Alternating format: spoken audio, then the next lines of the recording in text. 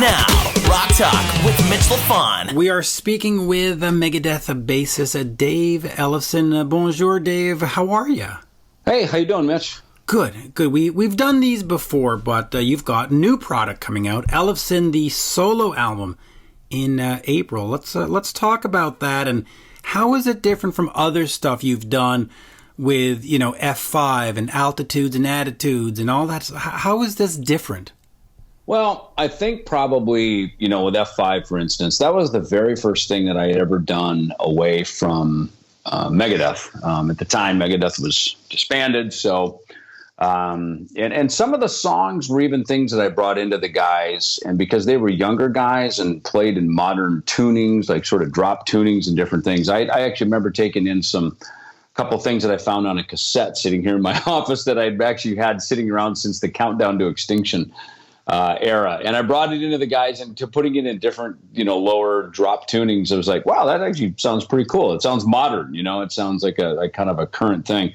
So that was my first experiment with that. And then, of course, I went through kind of a decade of just experimenting, playing with different musicians, Tempo Brutality, Killing Machine, all these different things that I did.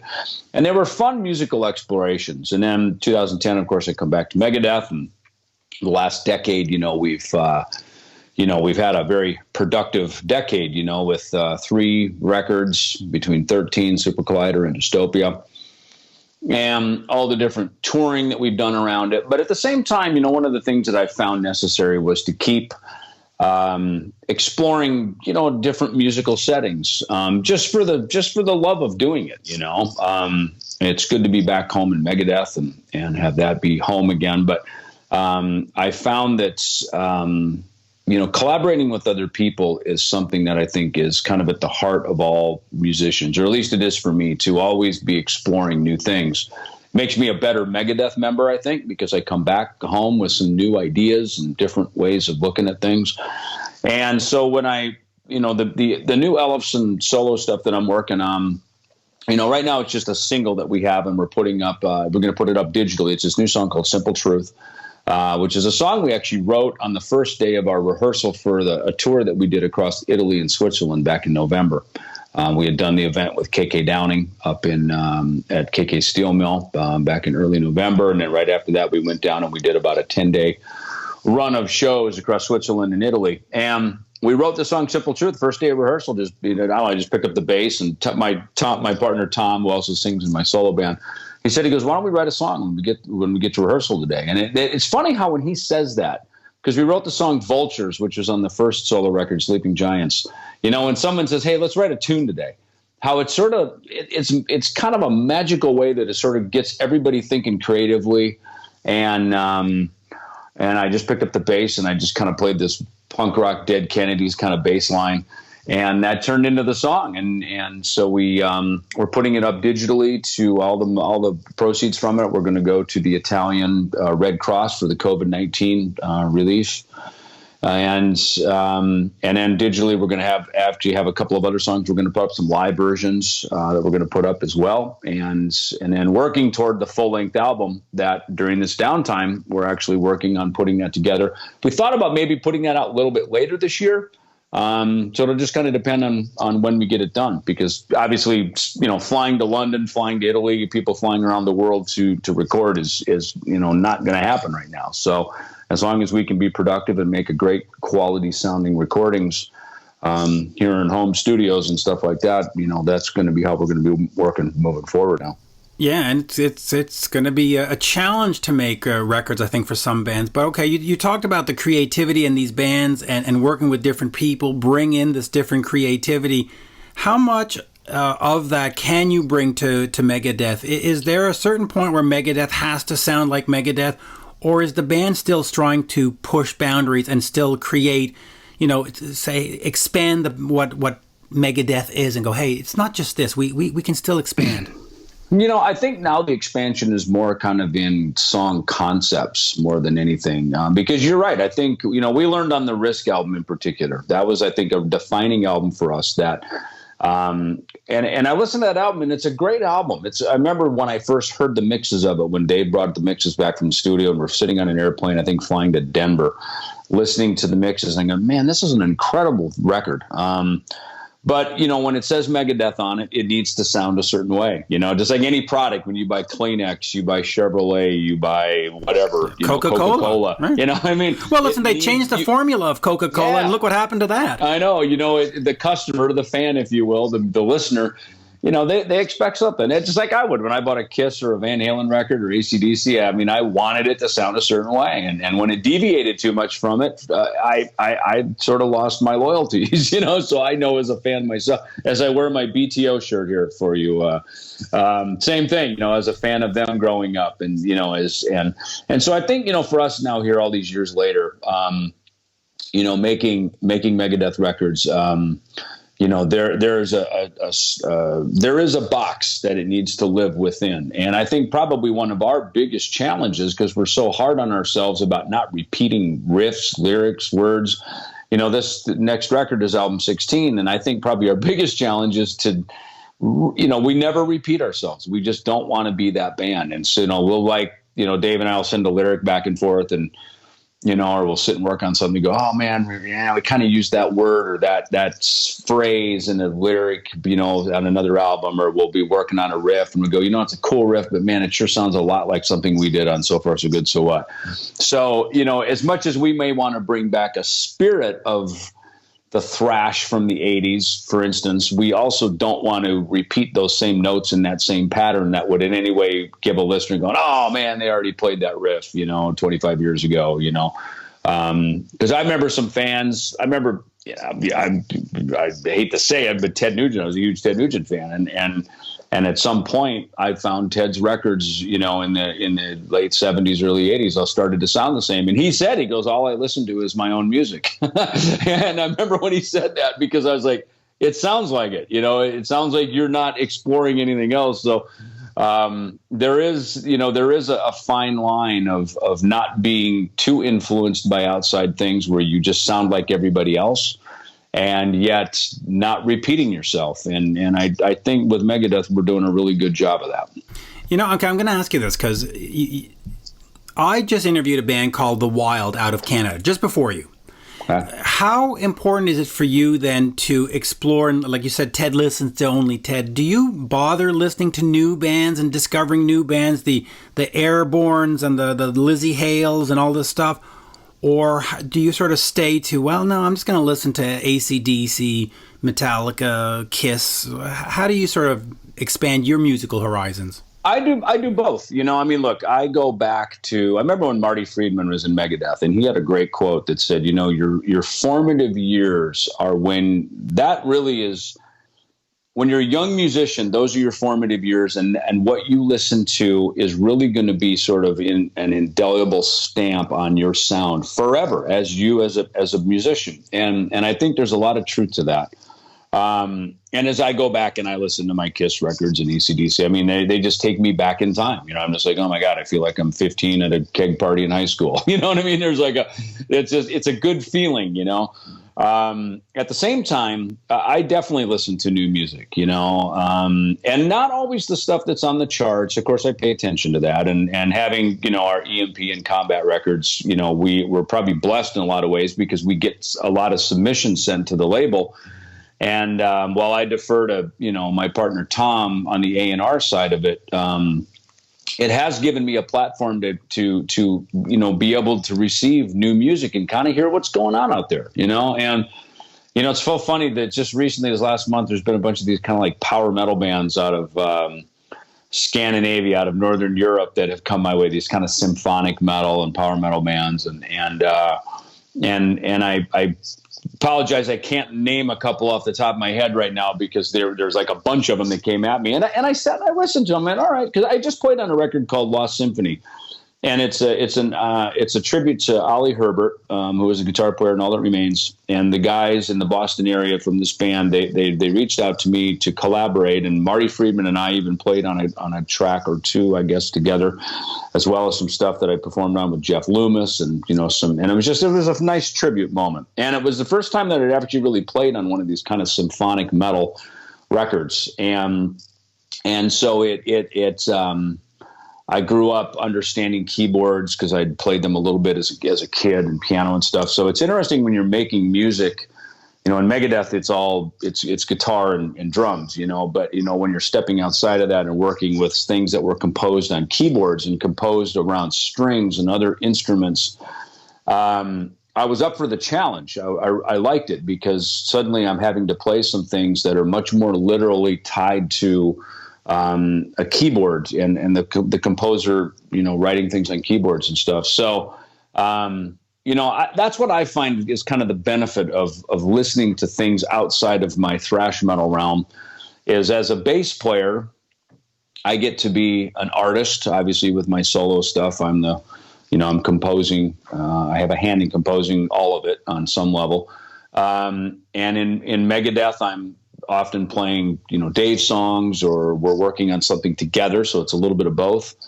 And to go step outside and as a bass player to just be hired in to play on records is also fun, because it forces me to, dig deep and kind of pull out the whole bag of tricks, and bring those into the session. It really does. So let me get back to the Ellefson solo record that's going to come out later this year. When you're assembling this, how do you sort of decide this is perfect for a solo project, and how do you decide, oh, you know what? That's I got to bring this over to Mustaine, because how do you decide which goes in which pile, which is solo and which is Megadeth pile? Yeah, good question. Because I'm always writing bass guitar. I mean, I got like a handful of instruments sitting here, next to me. And so I'm always writing. And I think I remember Gar Samuelson's brother, Stuart Samuelson, and he's in this band Fatal Opera, or was, I guess, when Gar was still alive. And I remember Stu had an interesting comment. Went over to Gar's apartment one day. It was probably around the time of Peace Cells or so, and he just commented something about keeping the creative spirit open and moving at all times. And I remembered that because it was sort of like, and now you don't always, every day is not a creative day. Some days are, logistics and various things. But I always find that, I write and I catalog stuff. I'll record it on my computer, throw it into even GarageBand or something on my Mac, or I'll film it on my iPhone. I'll put it in selfie mode and just backstage at an arena, just sit and play a riff, just to catalog it. And there's things that I come up with, and I think they're pretty obvious, at least to me. I go, you know what, that's a Megadeth bucket. You know what, that's I don't know where that's going to go bucket. Or, oh my gosh, I got to bring this over to Tom and the guys in my solo stuff, and this is perfect for that. And it's fun to have things sitting in the I don't know bucket, because one day, for instance, Phil Demmel and Dave McClain and Brandon, singer from Bleeding Through, they hit me up. Phil hit me up and said, "Hey, I got a song. You want to let's collaborate on some stuff." And we've been sitting here writing, working on things, and of course now in our everybody being sort of locked down at home, it's amazing how the creative juices start. Like, people are just aching to collaborate anywhere. And so it's a fun moment to have music sitting there that's available to bring something to the table that you can throw on the table as a possible idea to collaborate with people. Yeah, all right. So let me take you up on that. How has technology changed the way you approach music over the last 30 years? Because in the early days of Megadeth, if you had a song idea, you sort of had to wake up and then sort of remember it and go, God, how am I going to know this by, November, Now you just turn on the iPhone, or you turn on. How much is that? Because there's also the problem of too much technology where it's all auto-tuned and it's all flown in on Pro Tools. So how have you changed your process but also managed to keep it somewhat natural, where it doesn't just become a whole bunch of flown in bits and pieces and it's no longer human? Yeah, no, it's a big thing. In fact, I think through the 2000s, we went through this real phase of everything just being very kind of Pro Tooled, if you will, this very rigid, everything was done in the digital platform. And I think that platform was pretty new to a lot of producers and a lot of young guys, a lot of young producers, they grew up working only on computers. And it was interesting when we worked with Johnny K on the 13 album in particular, because I was a big fan of Johnny's work. I loved the Disturbed records he did. And we were just, I asked him, I said, how did you grow up in this business? He said, man, I just had my little Soundcraft mixing board and I was just mixing, recording bands in my basement. That was me. I was a kid from the Midwest. I owned PA systems for my bands, and I learned how to mix and how to record and how to, especially do live sound, and I understood all of that signal chain, right? And so when all that suddenly went in the box, if you will, into the computers, there's a different mindset of I think the people that grew up sort of with knobs and levers and sort of big consoles versus people who are younger, who have grown up with everything being inside the box and in sort of a digital platform. And both are fine. There's no right or wrong way to do it. And I think part of it is the older guys needing to adapt to young technology, and some of the younger guys being able to really appreciate recording humans, to keep at times a human element. And there's a lot of music, a lot of electronic music that's kind of the point of it, is get rid of the human element. So it just depends on what you want. Rock and roll has always been sort of a little more loose, a little more rowdy kind of human element to it. And I think we're always kind of battling with that. Like, how perfect do we want this to be? And I love, there was a quote, I think it was a guy from Sun Records. He was talking to Elvis about they wanted to record a live album. And as the story goes, Elvis kind of freaked out, like, I don't sing great every night. And the guy said to him, he said, "Look, Elvis, we're looking for the perfect, imperfect performance." And I think that's always what we're going for, is the perfect, imperfect performance, especially in rock and roll. Yeah, and actually to take up on that, Alan Niven, who of course managed Guns N' Roses, would always say there's a perfection in the imperfection. Right. And I thought, yeah, that makes sense. And I would say Guns N' Roses made one of the greatest rock records of all time. So yes. When Alan was managing them. So yes, I think and if you take Appetite for Destruction and deconstruct it as a professor of music, it's full of mistakes everywhere. But that's the charm. Just like the early Kiss records or the. By the way, I love the way how the Grammy is sitting right there, right next to an Ellefson coffee mug. I got my Grammy, my Clio. It's so funny, I was watching Mad Men. I was binge watching Mad Men, and to them the Clio is their Grammy. And I was like, hey, I got a Clio. We got a Clio when we did the Megadeth, the virtual reality series that we did for the songs off Dystopia that Blair Underwood directed for us. So we were playing at Seth Meyers, and the management came in and said, "Hey, they've given you these Clio awards." I was like, I didn't even know what a Clio award was. Now I do. So it's good to have one. It's good to have one. Yeah, and in fact, good to have one. Since you're talking about videos, Metallica on the last album made a animated video for every song on the album, threw it up on YouTube, which I thought was brilliant because it sort of discourages people from throwing up your songs on there because you've got something, and you can also monetize. Is that something that you would do at some point with your album, or Megadeth would consider doing, just saying, hey, you know what?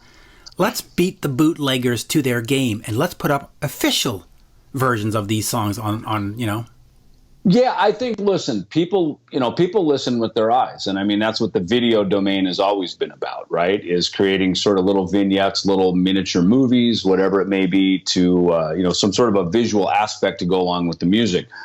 And I think even more so in this point in time, I mean, look, we are faced in a moment now like never, ever before in the live performing arts sector. The concert business is about putting as many people in as big of a room as you can. And we are living in a moment of time where it's get everybody out of the room and go home, and, look, hopefully the dust settles and, there'll, be a bright future beyond this. But, in the interim, it's interesting how crisis creates opportunity. And, what we're doing, you and I have done this a lot over Skype and these things, but, there's these new platforms that are opening up now. And I think there is a reality about minimizing how many people are gathering, at least in the short term. And that's, that could create some very interesting opportunities. I've noticed it right away. We've been creating videos for some of the, for Simple Truth and for some of these other songs that I'm working on personally. With Megadeth moving forward, again, the virtual reality, I think, was a perfect example of that. We got way ahead of that curve when that was a brand new technology. We jumped right in on that. And as Megadeth has generally done over the years, we were the first band to ever have a band website, the Megadeth Arizona thing that Capitol Records created for us in '94 to launch the Euthanasia record. securing the Megadeth.com name, which some fans actually had. Dave actually bought that from some fans, that domain. So we were able to acquire that and put up Megadeth.com, which was one of the first, band.com websites. And so we've always had these chats and these forums and these different ways to interact with the audience. So I think our fan base has grown up with us with Megadeth. That's a norm. That's not. That technology we've had that always kind of right at our fingertips, and we've utilized it. Yeah, and I do want to get over to the Ellefson Youth Music Foundation, but I just want to finish on this thought about how this COVID-19 is going to change the reality. How do you think it's going to impact the music industry moving forward in the next 2 to 5 years? The way I see it, I think meet and greets are probably going to be minimized, if not eliminated. I think ticket prices are going to go down in the interim because there's going to be hundreds of bands, maybe in November, December, January, all competing, and you're not going to be able to charge $250 for Elton John or for Kiss or what. It's just, I don't think it's going to be able to happen. Yeah, go ahead. Yeah, I mean, look, we're probably writing new rules as we move forward. Exactly that. I think, fortunately, I know with Megadeth, in our meet and greets, we've actually started a thing where we do a Q&A before we did the photos and the up close personal moment. And maybe something along those lines will still be able to continue. That'll create some ability for some social distancing, if you will. But, again, the whole idea of putting a lot of people in a room right next to each other, thrashing and moshing and mosh pits and the whole thing. I mean, it goes very contrary to this exact moment we are in right now. And again, look, this moment that we're in has to resolve itself. And there has to be an outcome from that then begins to open up people gathering. Because again, we're human beings, as much as the digital thing is great. Thank God we have it right now so that we could, stay connected during this time. But it's in our human nature, what is no man is an island unto himself, so it's our nature we crave fellowship with other people and to be around other people and to share human experiences, so that obviously there will be some sort of a new normal and you're right. The new normal may not be the old normal, it may be a new method moving forward. And as, the record business has already radically changed, as we know, through the internet, through downloads and streaming. So the only kind of the last bastion we had was the live concert industry. And now that's, is going to certainly be forced a change in the short run. Hopefully the long term, it sort of resets to maybe how it was, and that'll come around. But the one silver lining I see in this is the fact that people have gone to the internet to stream shows. There's bands that in North America, you've toured Europe, so you've heard about these bands like Gothard and like Thunder and Status Quo, but they don't come to North America. Right. And they've done these online things, and I think that's great because they can't afford $50,000 to get a bus and a crew and everybody fly over here and play for 6 people. Now, right. This Gothard band did a show, which I got to see. First time I ever seen them live. 60,000 streams as I speak to you today. And it's like, they never would have gotten 60,000 people to see them. So, that's going to be a way. And maybe for Megadeth, as you get older, you could just say, hey, you know what? We're going to do 3 shows or a show a month from Arizona. We're going to broadcast it to everybody. It's not the same funny vibe, thing. but It's funny you mentioned that, Mitch. I remember years ago, and my kids were really young, so of course I was a young dad, and really missing my family. Being traveling in the late '90s and early 2000s, and I remember thinking that, just going. I think I was on an airplane when the thought came to me. We're going to, and we take all these big black speaker boxes and lights and stuff, and we move them around the world, to collect gatherings of people. And even then, it hit me as like, there's got to be a different way. There must be a day coming when we're at home and they're at home, or we're in a different group setting, and we're I hate to say phoning it in or Skyping it in, but there's a moment where we can gather together. And again, I think this crisis right now is creating those concepts, those ideas, and kind of those early adapters, that are going to get on board with that. Because and you're right, I think it probably helps a lot of artists, maybe a lot of legacy artists who don't really want to be touring, but of course, as performers, we all like that moment of being on stage and sort of that immediate interaction that happens. That's just you're wired that way or you're not. And when you are, you crave that, that's part of it's like waking up and having breakfast. You need that as part of your existence, and it's not an ego thing. It's just the value of performing, and, so yeah, I think there's a lot of, this thing, like they say right now, the streaming of even live content is going to be becoming a norm in the same way streaming recorded music is. And that was unthinkable 20 years ago. Today, it's the norm. Yeah, and I think that you can also strike a balance where instead of having to be on the road for 100 shows in a year, you could maybe do 50 shows in a year, and then the other months do, hey, here's our Christmas special or whatever, and balance it out and hit do a world tour in one night. Yes, exactly. You know what I mean? But let's quickly get over to the Ellefson Youth Music Foundation. There's all kinds of free things going on with Bumblefoot and others. Talk to me about that. And hold on, let me just EllefsonYouthMusicFoundation.org. I just wanted to plug the website there. Yeah, that's the website. Yep. So back in 2018, around the David Ellefson Day, that the mayor of Jackson, Minnesota, my hometown, he proclaimed October 9th, the official David Ellefson Day. And while that was obviously a humbling honor, one of the things I wanted to do was create a foundation where we could continue to help bolster music programs. In particular for me, I grew up in a small rural area to keep those music programs going. And as we headed into 2020, Tom Hazert and I were actually just talking about, really, this is the year that we're going to put some focus and effort in this. And then, of course, boy, with this COVID-19 thing happening, Tom called me one day and he goes, listen, these schools are closing down everywhere. He goes, let's have you start giving some bass lessons to people. As part of the foundation. I said, well, look, I can only give so many lessons. And I said, I'm going to start calling my buddies. And Bumblefoot was one of the first people I reached to because he and I had done an event with the Grammy Music Education Coalition, who is one of our partners with the foundation. And we had gone into a school up in the Boston area. It was almost like a YMCA. It was actually like a youth living situation. And they were trying to, help bolster music programs. And so I reached to Jimmy DeGrasso, I had Dirk and Kiko, and I just, Nita Strauss, and I just started reaching into my phone book and just said, listen, there's a unique opportunity right now. We're all at home. All of our tours have been sort of postponed and pushed back.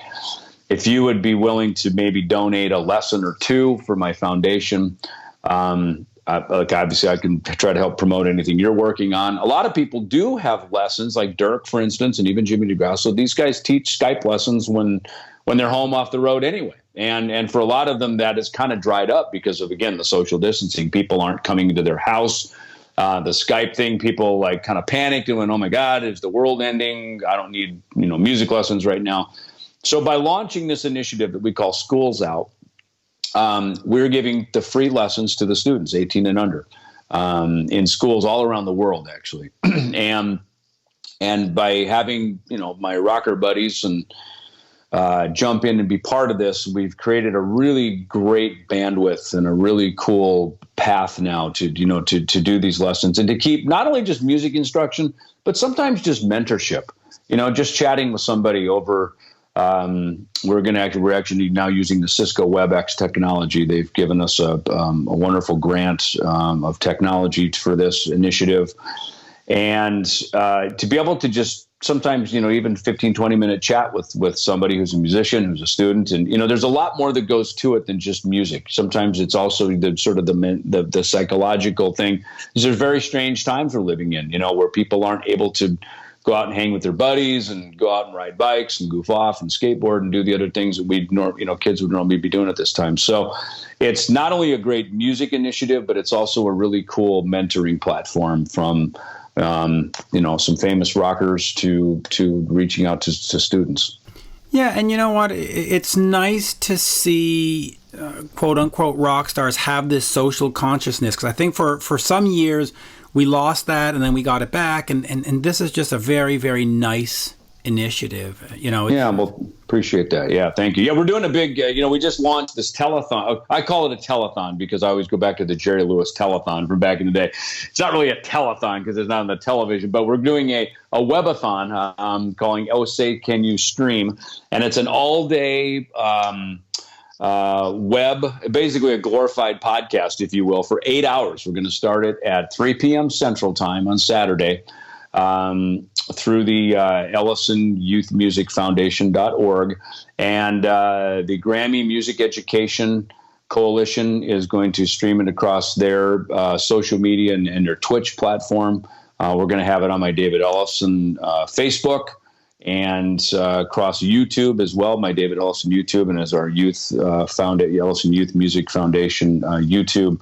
So tune in, and we are going to be having a whole slew of guests, everybody from the Soup Nazi from Seinfeld to Nita Strauss, Ricky Rackman, comedians Don Jameson, Jim Florentine, Craig Gass, just a whole slew of people are going to be we're going to be talking. Frank Hannon from Tesla is going to be performing. My Ellefson band, we're going to be performing a couple of songs acoustic, which will be interesting because we're going to try it with the guys in Italy, Tom in Green Bay, and me in Phoenix, and we're going to see how latency issues work. But that's the other thing, too, is just doing the just being able to perform live because, and have that immediate thing. And it is a fundraiser. On the Ellefson Youth Music Foundation.org page, there is a donate button. And if you can donate even $1, we will, gladly accept, because it all goes to help keep this initiative moving to bring students free music lessons in this COVID-19 time. Yeah, there you go. And you can call it a telethon because the suffix tele only means at a distance. So it works. Yeah, okay, it works. Yeah. It works. Yeah, exactly. It works. And then I'll just finish on this last question. Everybody always wants a Megadeth update. Last album, 4 years ago? Yeah. Where are we? Does it matter at this point? Yeah, I mean, look, it matters to the degree that, of course, we want to keep putting out new music, and it creates interest, of course. And I think, fortunately, we're a band who can still write compelling new music. But yeah, look, last year we were hard at work at it, and of course, Dave went through his throat cancer treatments, and he's come out of that victorious, which has been really, really great. We were going to be recording about a week ago. Me and Dirk were going to be going to Nashville to record, but obviously with this pandemic and the shutdown and everything, we felt it wise to kick that down the road at least a couple weeks until this thing plays out here. But yeah, that is of top priority, is to get this new record recorded. And we've got tour dates coming up in June and July, as well as in October, November with Megadeth, Lamb of God, Trivium, and In Flames. And, we're watching it. We're keeping an eye on it. Right now, everything is as scheduled. Fortunately, a lot of tickets have been purchased for that, so they should be amazing concerts. But as with everything, we're keeping an eye on it. And if something were to change on that, obviously, we'd be making announcements from Megadeth.com. But I don't want everybody to get into a panic, and let's just, take it as it comes for now. Yeah. And you could telerecord theoretically, but is it important for you to be in the same room to make the music? You can't just, take those keyboards back there and send some parts. That's not a Megadeth album. I think it is, and in fact, I was just on the phone with Dave yesterday. We were literally just talking about that. And I mean, look, if this thing just keeps going for months, I mean, look, we will do what we have to do. And I mean, look, we've already been sending a few things back and forth, but this is very much a band feeling record. We composed it like that. There's a sound about it that is cool. And again, we haven't officially recorded the tracks, but just the sessions that we're creating that have the music in them, there's a spirit about it that it reminds me of this more collaborative band effort like we had on, say, Peace Sells, for instance. You know what I mean? And I think everybody in the band is willing to sacrifice perfection for the feeling and the humanness of the performances, you know. And now with that said, that doesn't mean we're going to just make a sloppy, shitty record, you know, but at the same time, you know, there's just a feeling when you're in the room together. There's just a vibe, you know. Someone will have just a quick random idea. What about this? What about that? Hey, how about if we try this and maybe double that part there? You know, there's just those little moments that they don't happen when you're sitting here by yourself, you know, in isolation. So, you know, it's our real desire that we're collectively together as much as we can when we're cutting the tracks for this new record. Yeah, and as a fan, that's what I appreciate. It's that human element that of being together, because it's easy just to fly stuff in, but then it just sounds like an album that's very static, very stale, and we don't want that with Megadeth. So yeah, no, I appreciate that. And again, the music, the songs have to be number one, and I think the songs are definitely there. So now it really is the big part of it is just capturing the essence of the performance. You know, that really is, I think, the top priority now that we've got the songs together. Yep, and on that, we will say a merci beaucoup, and hopefully we will see you up in Montreal, and hopefully the other band, Sword, that you've been working with, will have some product out too, and let's get it all going. There you go. Thank you. Sounds good. Always good to chat, Mitch. Thanks, man. Cheers. This has been Rock Talk with Mitch Lafon. For more exclusive content and interviews, subscribe on iHeartRadio, Spotify, Apple Podcasts, on YouTube, and many more. Follow Mitch on all the socials, especially Twitter, @Mitch Lafon, and on Instagram, @Mitch_Lafon. Get your Mitch merch now at loudtracks.com/Mitch.